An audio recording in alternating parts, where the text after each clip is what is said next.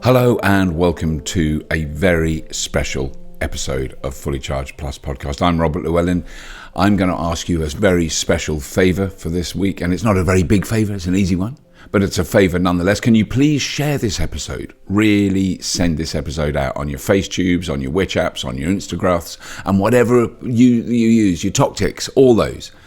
You can fax it. You could even write down a link with a pen on a piece of paper and put it in an envelope and put a stamp on it and write someone's address on it and post it to them. That's how important I think this one is. The point is, this episode needs to be heard by as many people as it's possible to hear it. This was the first talk on the Saturday at the Mega Theatre at Fully Charged Outside, which was hosted by the glorious Maddie Moate.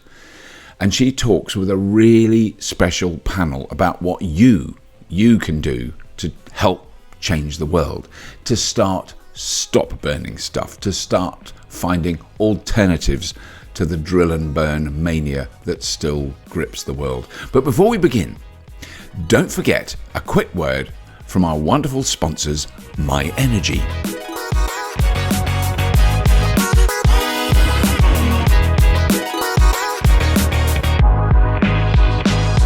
My Energy is putting the I back into British innovation. My Energy is putting the I back into inventing the future. My Energy is putting the I back into inspiring a nation. Recharging the world with green, smart energy. Charge your EV with your PV and more. Visit myenergy.com and help to spark the green revolution. My Energy, driving the charge to a greener future.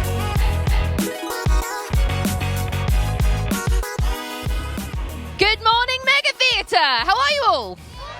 Thank you so much for coming to this first session here, which is titled Kids Can Change the World. And it is my pleasure to be joined on stage by these four wonderful young ladies who I'll introduce you to in just a moment. Now, I did want to say, on this stage, we have a microphone here at the front, and we use this for people to ask questions at the end. But the microphone is a little bit scary there in the middle of the stage, standing there by itself. So what I'd like to do is at the end of this session, I'm going to take that microphone around the audience, and I would love to use it as a chance to hear from some of the kids who are in the crowd, because I think it's important that we hear as many young voices as possible today. So what I would like you to think, these are the little ones, what is the one thing you think we should all be doing to help save the planet? It can be as small or as big as you like, but what is that one thing? You can think of it as, what is your planet's promise? What is your promise to everybody and the planet? And I'll come round at the end, and then I'll just give you the microphone and you can say just a couple of words. Does that sound all right? Yeah, so maybe you can have a think about what your planet promise is as we do this panel. Okay, all right, so let me introduce you to our four guests. Can I just have a round of applause for them, please? Coming up on stage, especially to an audience as big as this, is always a little bit scary. So thank you so much. I have with you here, we have, first of all, Daveena, Charlotte, we have Lotte and Pia. And we're going to be talking about a whole host of different things. But by way of introduction, I thought first, could we hear a little bit about what it is that first got you excited about sustainability and doing things that help the planet? Would you like to start? We first started the business Cleevely Electric Vehicles, and we went from there. So I got interested in electric vehicles from that and just researched them and looked over and over and found all the little bits and bobs interesting and exciting. So you have an electric vehicle company, the family do? Yeah. And what sort of things do you do with electric vehicles? Service them, MOT them, and sell them second-hand. Okay. And what about you? What is it that got you excited about sustainability? Mostly the same thing as Pia, but we also started a climate change group at our school. Right. What does that mean? It was called CCH, and it was just doing stuff to help, and that's how the school followed on also awarding a badge and choosing, like you do with school council, we made something called Eco Committee. So it helped the school be more sustainable and helped the kids in our school speak out of what they think the school needed to be more sustainable. Okay, Lottie, so this is brilliant. So you've got a council at school now, the Eco Committee. What sort of things or what changes have you made to help it be more sustainable? Well, we have recycling, so plastic recycling, bread bag recycling, crisp packets, sweet packets, lots of different stuff. Lottie, Pia, how old are you both? I'm 11 and I'm 11, we're twins. You're twins, okay, all right. Wow, so that's a lot already to be helping run a family electric vehicle business at the age of 11. Charlotte, what was it that got you sort of into sustainability in this world of activism? So I was in year 5 and I had to do a science paper for school on changes. So I decided I wanted to do it on the change between ICE, internal combustion engine, and electric. And throughout that process, I not only learned a lot about electric vehicles in general, but also about the benefits that they have on children's health. So I wanted to thank those pioneering electric vehicle drivers because remember, this is about 3 years ago. EV uptake was relatively low, the charging infrastructure was quite small still. So these were real pioneers I wanted to thank. So I came up with my EV thank you card. It reads, "Thank you for choosing an all-electric vehicle. You're helping children, like myself, to breathe easier and avoid long-term illnesses, such as stunted lung development, brain illnesses, cancer. Thank you." And as of today, I've hand-delivered over 4,000 EV thank you cards all around the world. Do you have some with you today? I think there are a lot of people here who would love and would treasure one of your thank you cards. That is such a wonderful, kind approach to encouraging people to make a change and thanking people to make a change. Is that something that's important to you? 100%. My campaign's very positive. There's no negative side to the campaign. It's very much just encouraging people, companies, businesses to get into the more zero-emission kind of area for children's health, because we all have someone that's a child that we want to care for, and even if we don't have someone that's directly connected to us, we all want the best for the next generation. And to kind of like relate that, connect the zero emission and the fact it helps to protect children's health, and connecting those dots really can make a positive impact in getting people into zero-emission vehicles. Wow, okay. So many questions and I'm beaming literally from ear to ear because it's so wonderful to be part of this sort of like positive situation right now. Daveena, you are studying at the moment, very much a young lady, not a kid. Would you like to tell everybody what it is that you do? So obviously I'm a lot older than everybody else on the panel. And when I was about 12, my school was sort of thinking about what you can do with your future, and I didn't really feel passionate about anything. And I remember thinking, there's so many issues in the world, what can I do? As a 12-year-old, I was like, let's go out and solve them right now. And I found a course at Warwick University called Global Sustainable Development, and I went to the talk and I was totally obsessed, and that was when I was 12, so that gave me, another 6 years to get into activism and the climate crisis and really explore how it is that I can connect with people and make change and, for yourself and for other people. So I was kind of very young, but I've had a long time to work on it. I think something the four of you have in common is that actually you're focusing on creating communities and having a positive change there. A lot of what we see at this festival, such as your EVs, solar panels, heat pumps, all that kind of thing, they do require a level of, you have to be able to afford these things. There's an element of privilege that comes with it. Daveena, you work with communities who may not have those kind of things accessible to them. How do you talk to them about sustainability? I think it's really hard because a lot of people feel disenfranchised when they hear sustainability and they think, that's not for me, I don't have time, I can't afford it. And also, what difference am I going to make? I'm only one person. What about the Amazons of the world and, really big companies that are polluting? What can I do? And I think it's about handing power back to those communities and saying, actually, you're more valuable to society than you think, and you've got so much talent and so much hope within this community. So it's really about inspiring people and remembering that you have the power to make change. And I think a lot of time we look at the government and think, well, they're not doing anything, so I can't do anything. And actually, the whole point of this panel is that we as individuals, but also as a kid community, have put pressure on governments and panels to say, make decisions. You're affecting our lives. Do something about that. Yeah. Pia and Lotte, you've been creating a community at school. The two of you, obviously you're part of an electric vehicle business, so you've been involved in this for a really long time. But do you find it something that your friends are excited about too, or are passionate about?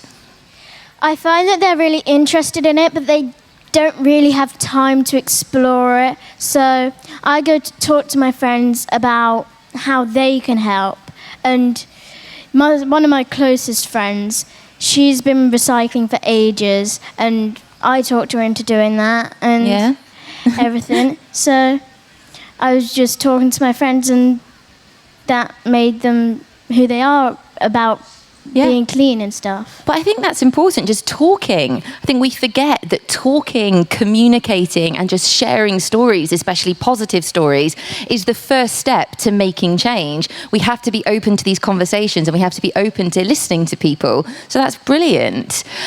What was it for you that gets you really excited? I know you mentioned electric vehicles, but what is it about the technology that you particularly enjoy, Lotte?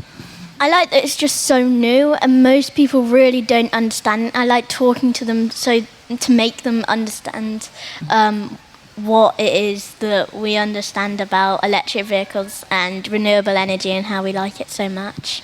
Pia, what do you hope for the future of electric vehicles? What do you imagine the world to look like? I imagine self-driving cars. There'll be less accidents with self-driving cars, and also they will be electric, so it'll help the environment too. Mm-hmm.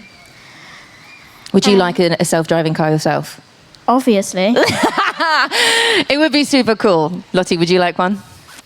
Yeah. Yeah. Okay, amazing. What about the next step? Would you do a self-driving plane, an autonomous plane? I think the first step would be an electric plane. Yes. And then maybe autonomous. Yeah, I think you're probably right there. So solve one problem first. All right, Charlotte, so let's talk a little bit more about your project. You advocate for clean air. How is it, or what is it that you're doing right now? I'm currently just trying to reach to more higher areas. So I did, I think about a year ago, I visited the House of Parliament at like a clean air event. But it's I very much want to get into those higher kind of areas to talk with people that properly make decisions, because community is amazing, because as a collective we can influence people, because of course the companies, they work off of what the customers want and whatever the customers are active for, so that could be renewable energy. The companies kind of have to cater to that. So my goals is to get into higher areas, into governments, into CEOs of companies, to try and make differences throughout popular things people use, because it's all great talking to people, because I absolutely love that. That's the whole basis of my campaign originally, and I really want to reach those higher areas, talk to those higher people, to try and make proper change as soon as possible. Because if you turn on the news for a little bit, you can see help is really needed as soon as possible, and to try and accelerate that for children's health, especially, for children constantly coming into the world all the time, constantly growing up, constantly at risk of illness because of pollution, and to try and show them that EVs and renewable energy and zero emission can relate to children's health, and try and get that happening as soon as possible. How old are you, Charlotte? I'm 14. 14 years old. This is so impressive, and it strikes me that you're already doing things that people who are 4 times your age wouldn't be brave and bold enough to do. Is that something that bothers you? Do you ever feel like you're taking stuff onto your shoulders that you shouldn't have to? Not particularly. Mm-hmm. I look at it a very positive point of view. I look that it's not necessarily like the older people's fault. It's you can work with people of all ages to try and get to the places where we want to go, for the environment and for children's health. And that's the main focus of my campaign, to remain positive and to really get out there and just be passionate about it, to show the love and support for EVs, for renewable energy, that can come from it. Well, I think that is the very, very wise words. Like we're saying, sharing positive stories is a brilliant way to engage a lot more people. Talking of positive stories, Daveena, is there anything that you have seen or you have been a part of where you have seen really positive changes in communities? Yes, I think, everybody says that things start at home, and for me that's how my journey started when I came back, and I was totally obsessed with this university course, and I was 12 years old, and I was saying to my mum and dad, we need to do something about the climate, it's dying, and everyone was like, yeah, okay. And I think from there, it was kind of a ripple effect, because then my dad, going from, selling Porsches, was like, this is awful, what am I doing? Literally over the weekend was like, right, we're transitioning from ice, as he calls it, to nice. No. And that was the effect, that was the pest of power you had on your own family. And wow. From there, we've kind of spoken to family and friends, and just started with my own community first. Yeah.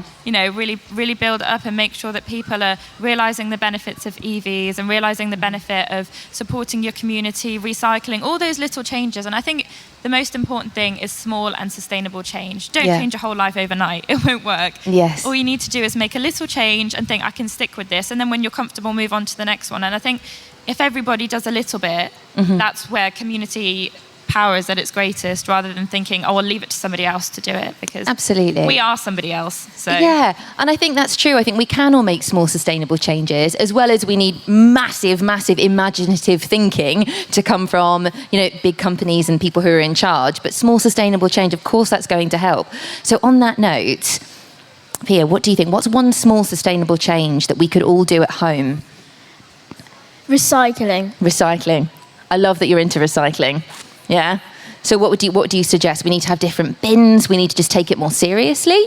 Take it serious, and you can also do upcycling. So getting old stuff and turn it into something different or something fashionable. Okay. So do you have any really fun upcycling projects you might have done at home?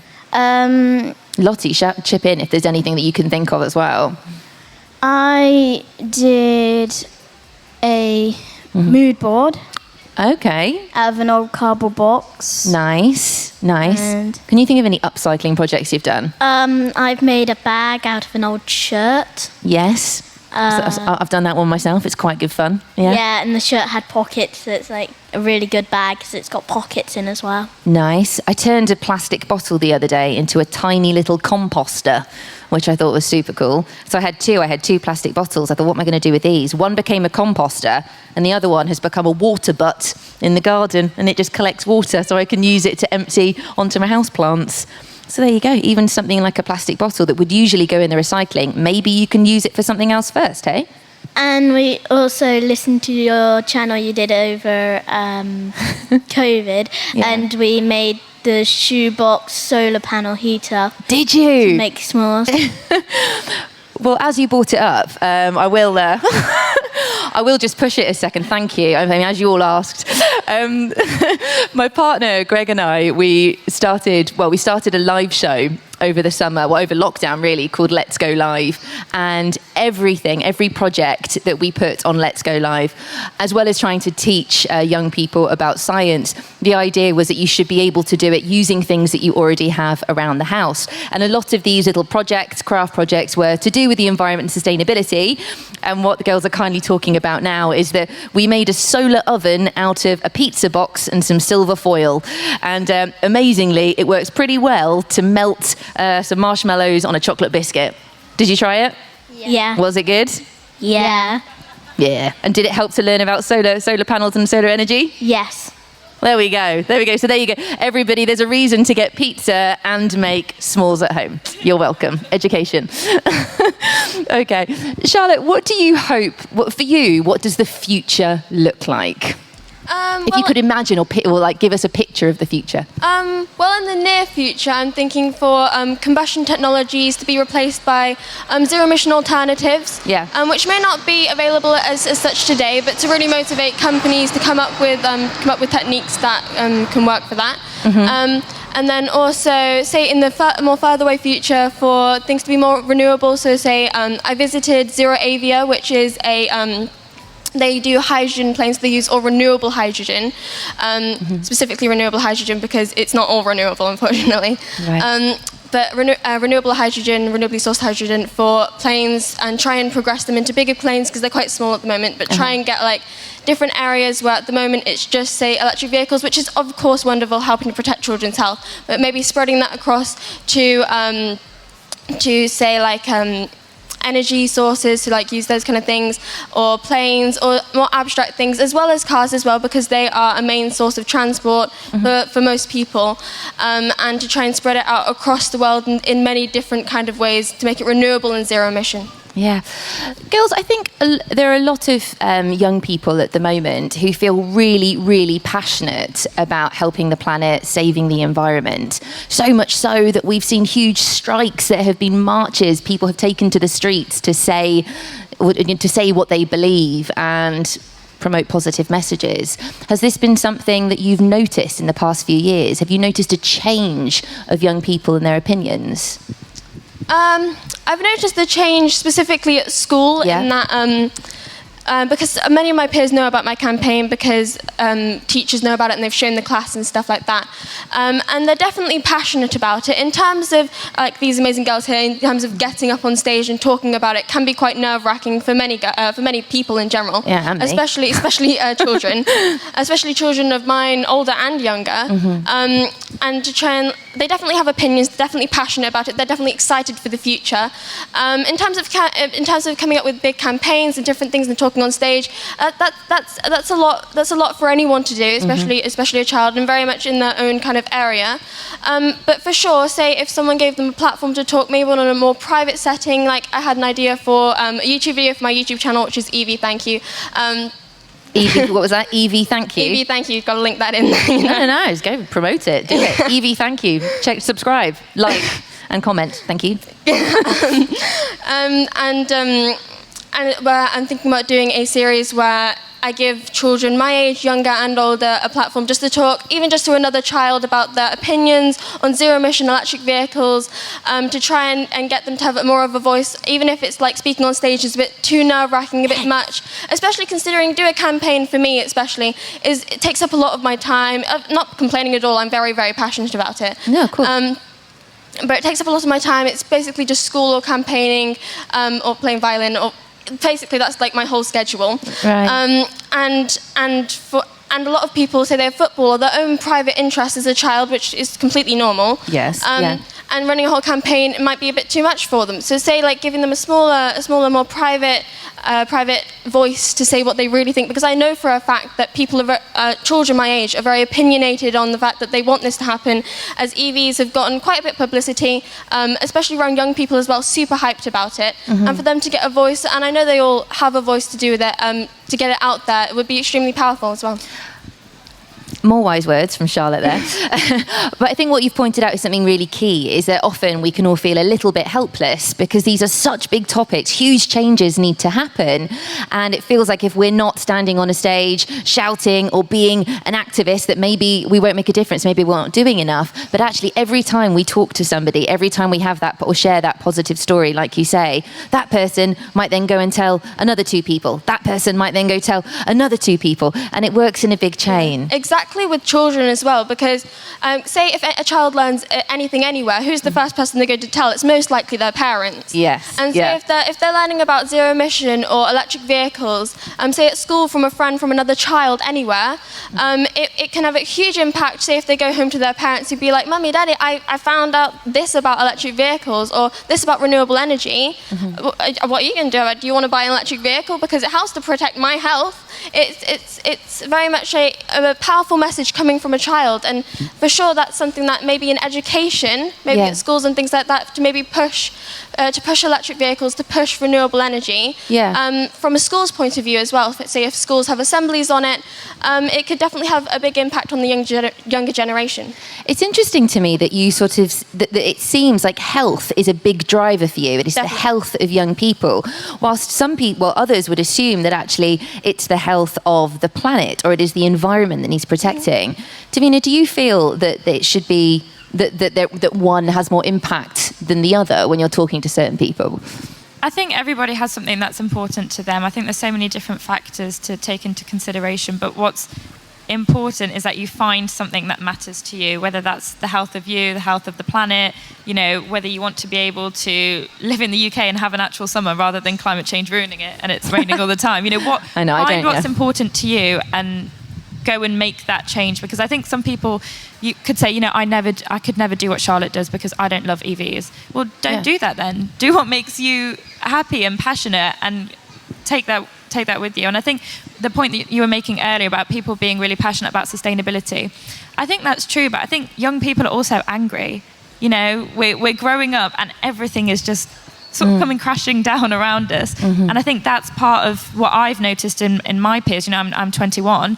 Everyone's thinking, hold on a second, the world's sort of coming to an end. I need to do something. I need to take action and make a change. Otherwise, I can see that the people in government aren't doing that. I can see that, other important and high up figures aren't taking it seriously because it doesn't really affect them. And I think the problem that we see is that it affects the most marginalised people before the privileged people, and so maybe you don't realise until it happens to you, and that's kind of a sad situation. And I know, especially Charlotte, I know it's really important for you to keep everything really positive, to keep the messaging positive. But I just want to say as well to all the little ones in the audience here, when you hear a lot about climate change and the problems the planet is going to be facing, it's not your fault. I just want to let you know that.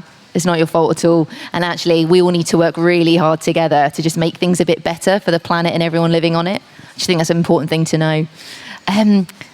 But girls, I wondered, Daveena there was just talking about what's your thing? What's your thing that drives you, makes you excited? I know you're both really into electric vehicles, as are the whole family. But what's your why? Why is it that you like electric vehicles? I want to educate all the people in school just about them, so everybody knows that how good they are, how fun they are, how fast they are, how just... When you're sitting in that seat, you're like, the first time you're actually in there. So for you, you want to educate people, but also tell them why it's cool. I want them all to know how good it is. And what about you, Pia? I heard that our planet was in trouble, and I wanted to help because I want to grow up and live in a world that is good, not a world that is full of fossil fuels and burning dinosaurs. That's a very, very fair point. And what was... Oh, my microphone just changed. Sorry about that. Charlotte, what's your why?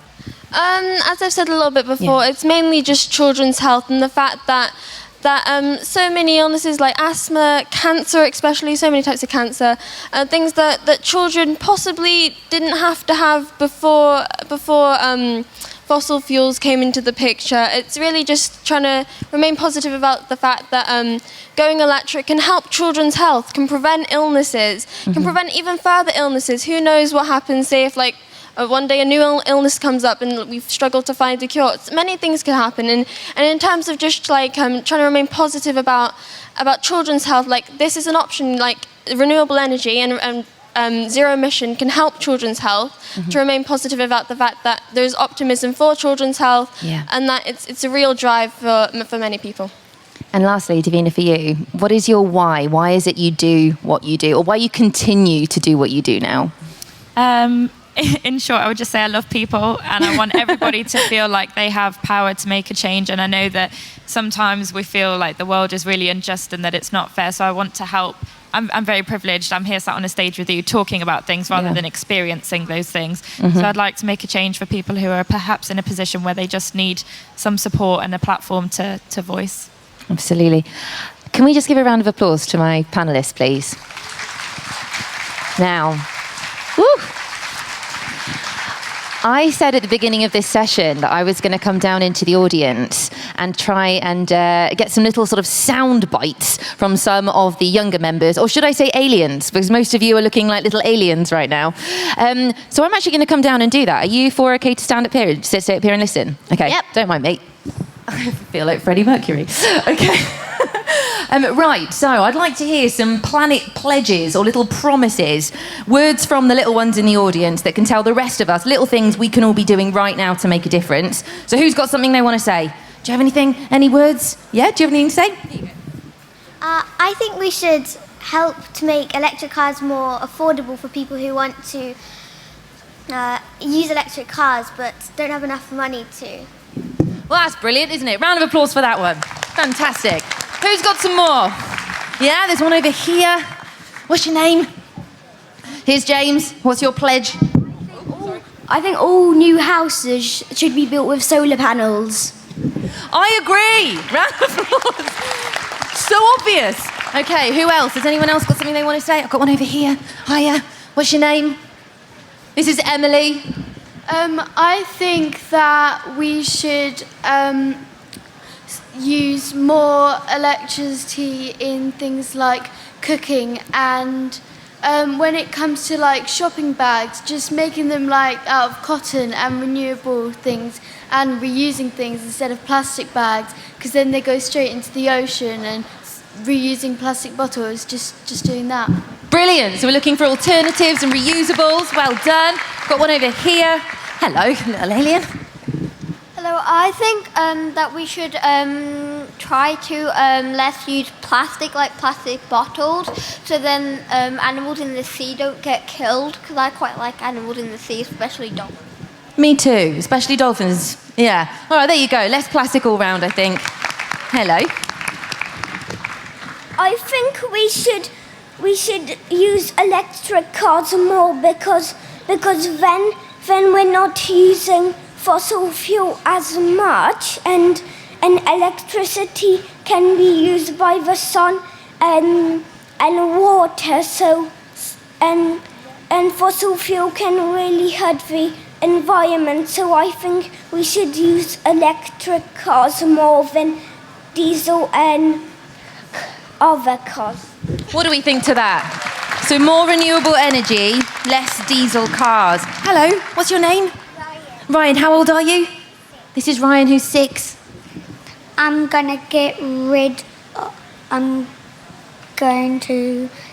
of the engine and to stop burning down dinosaurs. All right, get rid of the engine. Ryan is going to get rid of engines. Brilliant. Hello, what's your name? Hello, Leo. What do you think we should do?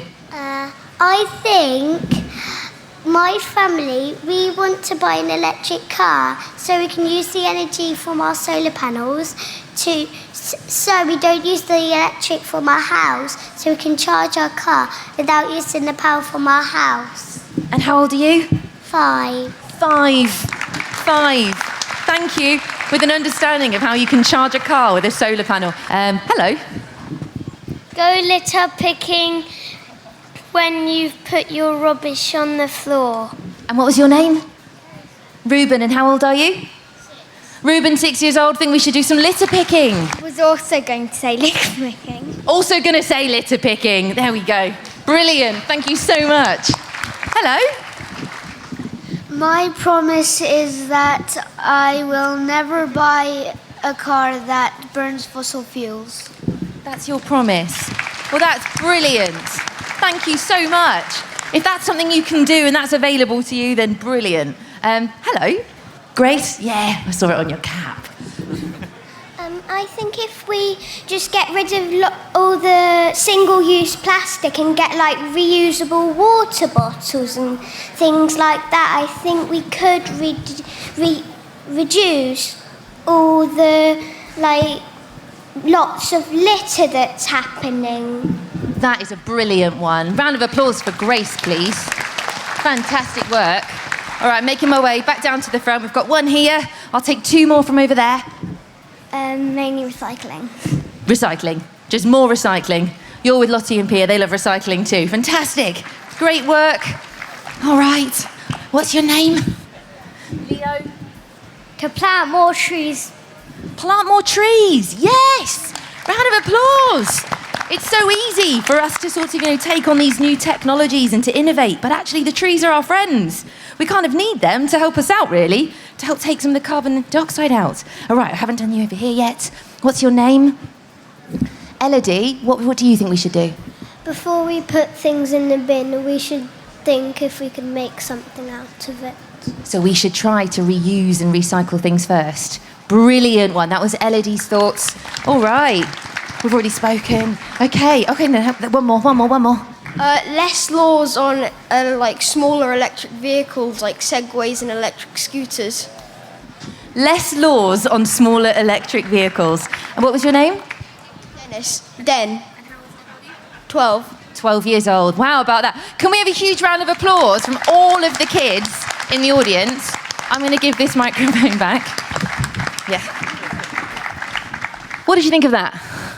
Amazing. It was really great to hear opinions of the younger people, similar like I said earlier, to give people an opportunity, especially young people, even if it's not long, it's just the quick opinions, the quick thoughts, really getting their passion out, Lottie, how did that make you feel?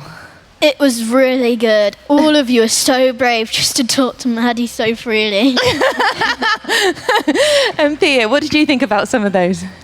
I thought that they were all brilliant. There you go. Daveena, just last words here. Hearing from all of the kids today, how does that make you feel about the future? I feel inspired and I feel like there's more hope because I know that there's a generation of change makers sat in the audience. Yeah. So I feel very happy. Good job. Okay, well, there you go. Thank you so much for joining this session. What a brilliant way to kick off the show. And let's have one final round of applause for my panellists and unofficial panellists as well. Thank you so much, everybody. Have a great day. Bye. Bye. Bye. Bye.